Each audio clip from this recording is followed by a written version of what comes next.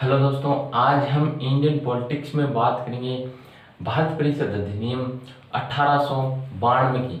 हमने लास्ट जो पार्ट था उसमें बात की थी भारत परिषद अधिनियम 1861 की, जिसमें ये जो 1861 का जो अधिनियम आया था उसका जो उद्देश्य रखा गया था भारतीय राज्य प्रणाली में सुधार की। तो सुधार का जो उद्देश्य था उस उद्देश्य में यह 1861 वाला जो भारत परिषद अधिनियम है वो सफल पूरी तरीके से नहीं हो सका, और इससे क्या थे भारतीय असंतुष्ट थे।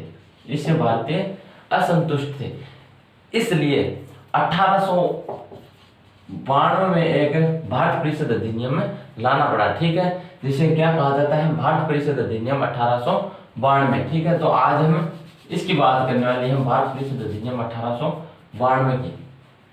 भारत परिषद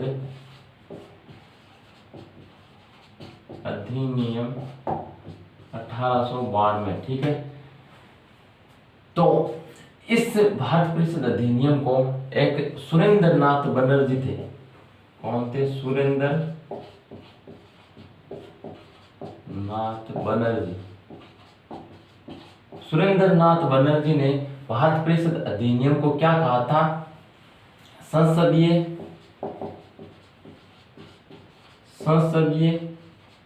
व्यवस्था का नींव का पत्थर। भारत परिषद अधिनियम 1892 को सुरेंद्र नाथ बनर्जी ने संसदीय व्यवस्था का नींव का पत्थर कहा था। ठीक है, अब देखते हैं कि इस भारत परिषद अधिनियम में क्या क्या प्रावधान किए गए थे, उन प्रावधानों को देखते हैं। तो देखो, एक नंबर तो प्रावधान संसदीय व्यवस्था की शुरुआत हुई। संसदीय व्यवस्था इसकी शुरुआत हुई। ठीक है, एक नंबर तो ये प्रावधान था। ठीक है, 2 नंबर प्रावधान क्या था? 2 नंबर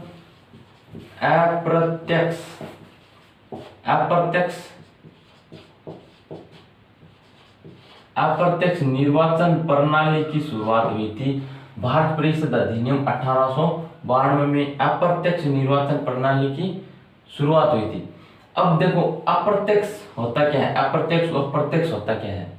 ठीक है, तो देखो, एक तो प्रत्यक्ष निर्वाचन प्रणाली होती है। प्रत्यक्ष निर्वाचन प्रणाली में क्या होता है, हम खुद किसी दूसरे को जब वोट देकर चुनते हैं, वो होती है प्रत्यक्ष प्रणाली। और अप्रत्यक्ष प्रणाली, जब हम किसी को वोट देकर चुनते हैं, वो व्यक्ति आगे और किसी को चुने, तो उसको कहा जाता है अप्रत्यक्ष प्रणाली। जैसे देखो, उदाहरण से देखो, जैसे विधानसभा का चुनाव होता है। विधानसभा में हम चुनते हैं, जैसे एमएलए हमारा विधायक चुनते हैं, तो उसको हम ही वोट देकर चुनते हैं।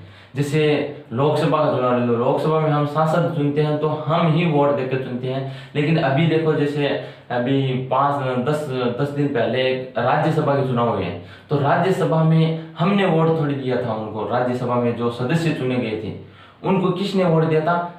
वो वोट दिए थे हम, हमारे द्वारा जो चुने गए जो विधायक थे, उन विधायकों ने राज्यसभा सदस्यों को चुना था। तो वो हो गया अप्रत्यक्ष निर्वाचन प्रणाली। ठीक है, जैसे राज्यसभा के जो सदस्य हैं, उनको कौन चुनता है? उनको चुनता है राज्य के विधायक। और विधायक को कौन चुनता है? विधायक को हम चुनते हैं। तो ये होती है अप्रत्यक्ष निर्वाचन प्रणाली। ठीक है, इसके अलावा इसमें प्रावधान क्या किए गए थे? इसमें प्रावधान किए गए थे, देखो, एक तो जो केंद्रीय विधान परिषद थी, इस केंद्रीय विधान परिषद में भारतीयों की कम से कम 10 सदस्य संख्या और अधिक से अधिकतम 16 सदस्य, कम से कम तो 10 सदस्य और अधिकतम 16 सदस्य के नियुक्ति के प्रावधान किए गए केंद्रीय विधान परिषद में भारत परिषद अधिनियम 1892 में। ठीक है, और इसके अलावा भारतीयों को एक तो बजट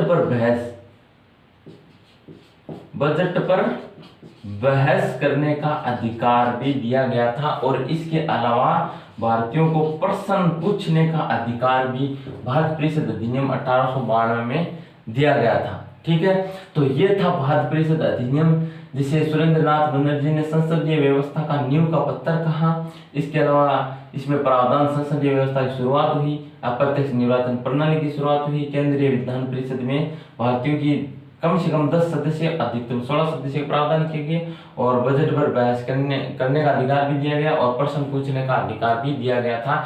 इसके बाद हम नेक्स्ट क्लास में बात करेंगे भारत परिषद अधिनियम 1909 की।